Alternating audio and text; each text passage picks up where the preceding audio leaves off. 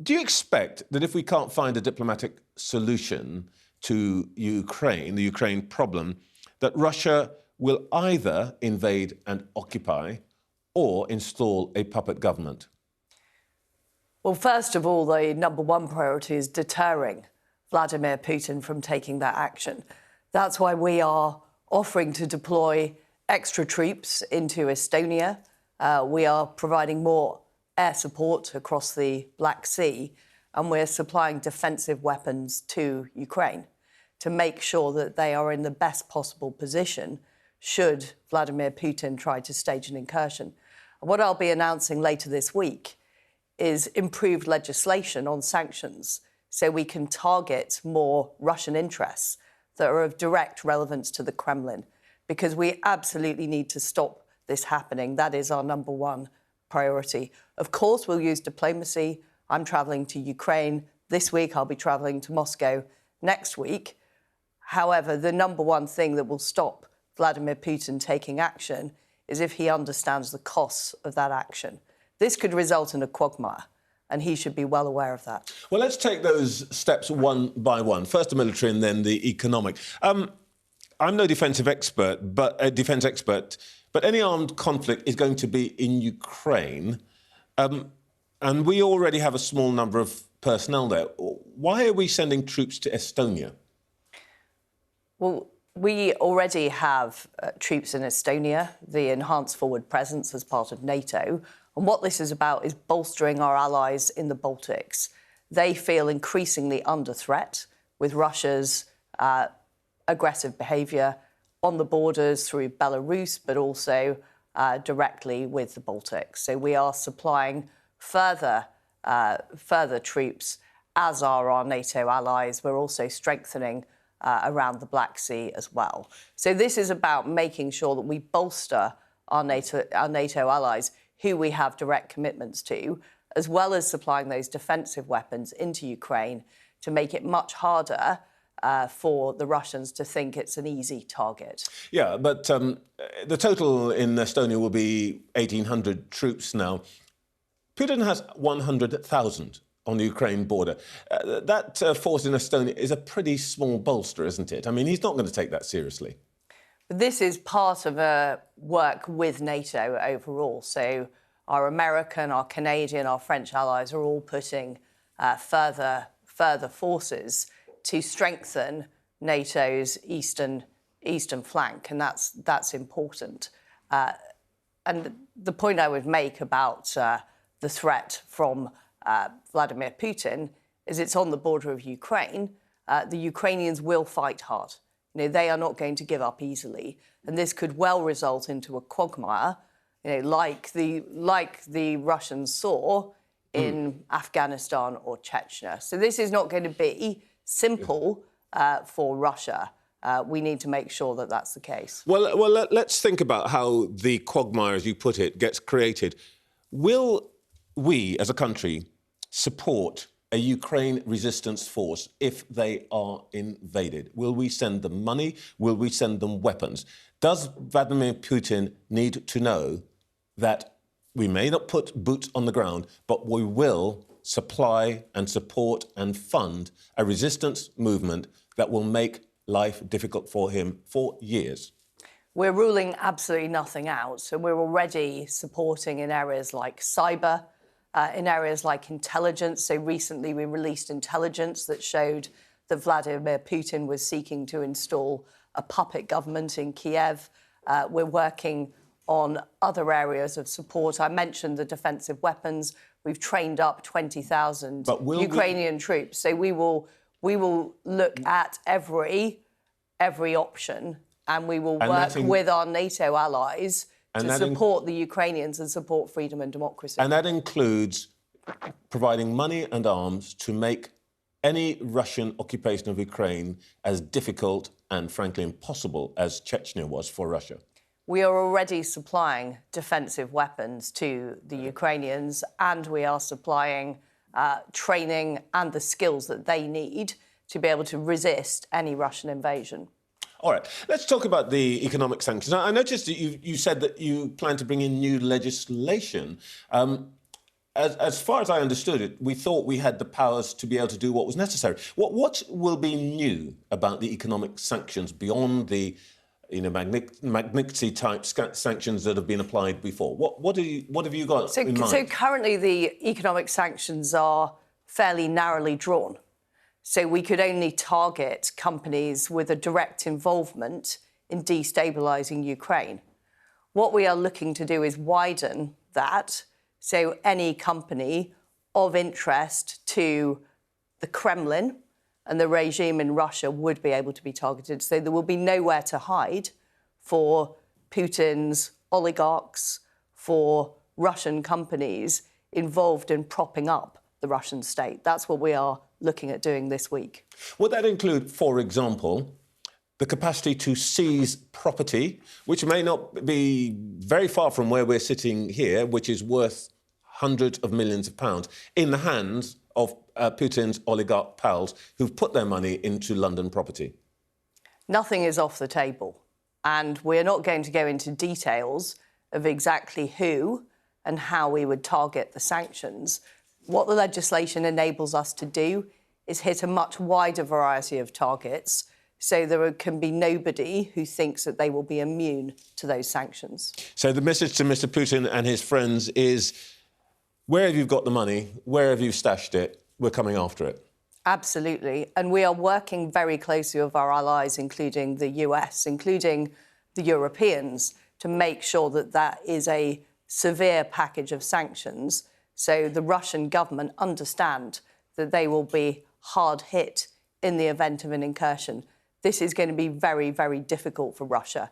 And we are working on deterrence at the same time as diplomacy, persuading Russia to desist from amassing troops on the border, persuading them to move backwards. I don't want to seem obsessed with the property, other people's property, but, you know, we've said a lot of this before, after the Salisbury poisoning, for example, and so on.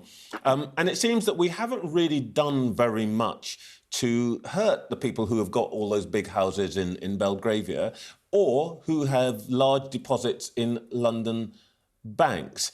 Is the problem here that, in truth, you might say you want to do this, but the cost of it to this country is dramatic? For every Russian oligarch whose accounts are frozen, that means that somebody isn't going to get investment from that Russian money in this country, for example, to support the levelling up agenda. Is that the problem, that it's going to cost us to do this? We have seized over £1 billion worth of assets, and we have put sanctions in place on specific individuals. But what I'm saying, Trevor, is we want to do more. Want to do more, and that is why we are legislating to broaden our sanctions. And fundamentally, the most important thing is defending freedom and democracy, and that is more important than immediate financial issues. And that is true not just for the United Kingdom, but also for our friends in Germany, who are now taking a much tougher line on Nord Stream 2. You know, we cannot favour short-term economic interests over the long-term survival of freedom and democracy in Europe. That's the tough decision all of us have got to make. OK, if it's that important, are you going to tell the Germans it's time to cancel Nord Stream 2? Yes or no? Well, the Germans, Olaf Scholz has said that it'd be very difficult for Nord Stream 2 to go ahead in the event of a Russian incursion. So we have seen a toughening of the Germans' position on that. I had a good call this week with the German foreign minister. And we're supporting that. Absolutely. Britain's view is, if there's an invasion, Nord Stream 2 stops. Completely. And one of the issues we have is European dependence on Russian gas. In the same way as we're seeing economic dependence grow on China, and we're seeing increased use of economic coercion by China, we are seeing Russia use the fact that it is supplying gas to much of Europe as an economic tool, and we cannot allow that to happen. And we're aligned with the Germans on that, we're aligned with the Americans on that. All right, can we go on to the second of your three jobs? You're such a busy cabinet minister, which is Brexit. Elections in Northern Ireland within 100 days. The Democratic Unionists are desperate either for a settlement of the protocol or the triggering of Article 16.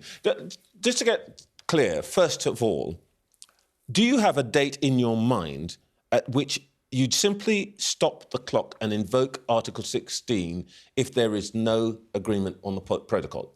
How long are you going to allow these negotiations to go on?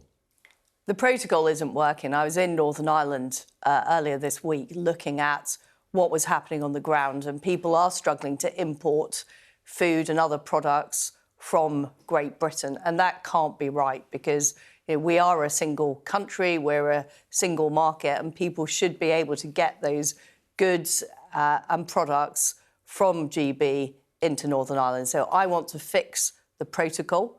I think there is a deal to be done. We've had positive discussions with the European Union. Everyone recognises there's a problem. And my priority is protecting peace and stability in Northern Ireland, protecting the Belfast Good Friday Agreement. So I think, and we are in intensive talks. So I saw Maroš Šefčovič on Monday in Brussels. He's coming over this week on Thursday for further talks. And in answer to your question, Trevor, we need to make progress urgently on this. We've got a joint council date the 21st of February, and I want to see significant progress by then. Oh, so the 21st of February, if it's not happening, then Article 16 swims back into view. Well, we always retain the ability to use a safeguard if we have to. I think by far the better option is to make progress with the EU, to get a deal, to get those goods flowing, because that's what the people of Northern Ireland want. They want to be treated as part of the UK. They want to be able to access, the parcels. They want their pets to be able to travel freely. They want to be able to get those products in from GB. But yes, if we don't make sufficient progress, we will have to consider using the safeguard mechanism, which is provided for in the Northern Ireland Protocol. I mean, that's what the safeguard mechanism is there for. All right, let's come back to, I think, the thing that will be concerning most people in most of the country today. In 6 days' time, every working person is going to be hit with a national insurance contribution increase of 1.25%. That's a 10% rise for most people. In practical terms, for the average household, that is something like £300 a year, or, according to the Office for National Statistics, 6 weeks shopping at the supermarket. That's going to be followed, we think, by an energy price rise. That's another 600 quid. That's another 12 weeks shopping for poorer households, a lot more. Now, assuming you don't want most of the country to spend a third of the year not eating, where are people going to find that money from?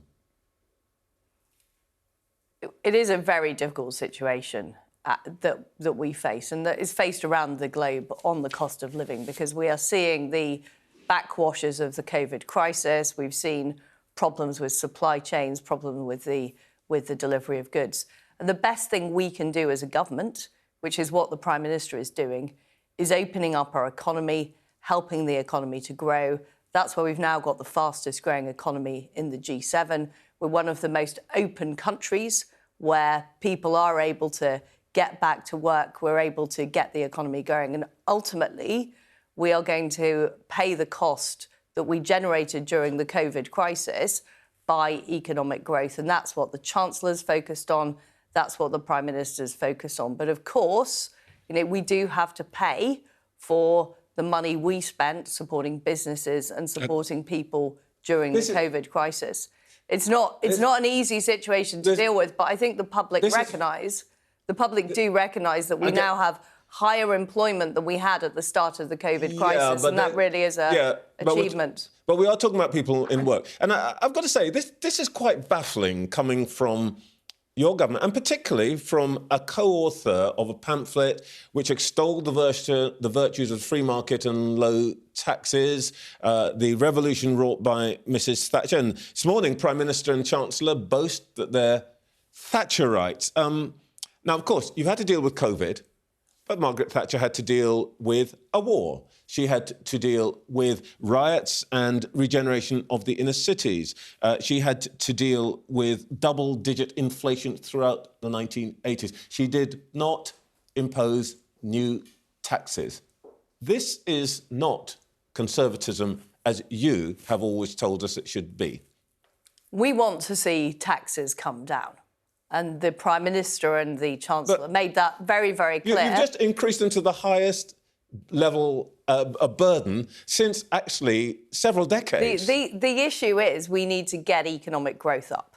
And we've already made a good start by being one of the first countries to implement the vaccine programme, the booster programme, open up our economy. We're now looking at what more we can do in terms of freedoms that we can exercise now that we've left the European Union, for example, making our regulatory system better, unleashing our financial services industries. But those things take time. And I think the public appreciate that we spent a lot of money during COVID, and we do need to pay that money back. You must understand why I'm puzzled. You're saying we've got to raise taxes and we're going to rely on growth. That's what the Labour people come in and say. This is not what I expect from you, Liz Truss. What I'm saying is that we've had to take difficult decisions because of the extraordinary circumstances we face. We are committed to cutting taxes. We are committed to driving up growth. We are committed to using our new regulatory freedoms. All right. OK, look, we could talk economics all morning, but let's deal with the politics of where we are at the moment. We talked about some very serious issues, Ukraine, energy prices and all the rest of it. But the truth is there's no space in politics right now. For the most part, the political classes and most of the country are thinking, frankly, are waiting for Sue Gray. Isn't your government really paralysed by the fact that you cannot get past the behaviour, the conduct of some people who, in Whitehall, in Number 10, and indeed some of our leading political leaders? This is a problem of your own making, isn't it? And in particular, the Prime Minister's making. I don't recognise your characterisation of the situation. It's a characterisation. I have been spending my time, in Brussels, in Northern Ireland. I'm going to Ukraine. We are working to supply more troops to the borders of the Baltics. We are working to up our sanctions package. We are 100% focused on our day job. Michael Gove is launching his new Levelling Up paper. We are working on the booster programme, which has been incredibly successful. If you ask most people, Trevor, what they want to see is they want to see the economy They want to see their taxes come down, don't they? They do, and the way we're going to be able to do that is by getting the economy going. That's the way to bring down taxes. All right, look, before you go, I imagine that many of our viewers will want me to ask you the obvious question you've been asked several times. You're the longest-serving member of the Cabinet. You're a very senior person. You've got these 3 jobs that you've got to do. I'm not going to ask you the obvious hypothetical question, what happens and so on. But let me ask you this. In the Prime Minister's own words, when it comes to Number 10 Downing Street, the keys to Number 10 Downing Street, he said, if the ball comes loose at the back of the scrum, it would be a great, great thing to have a crack at. Do you agree? Well, the Prime Minister is having... No. That's what this is before he was Prime Minister. I'm asking you if you agree. I'm 100% focused, Trevor, on delivering on the Northern Ireland Protocol, on our foreign policy, which is very important at the moment. We're one of the members of the Permanent Security Council. The UK has a huge role to play. I can assure you that is taking up all of my time and more.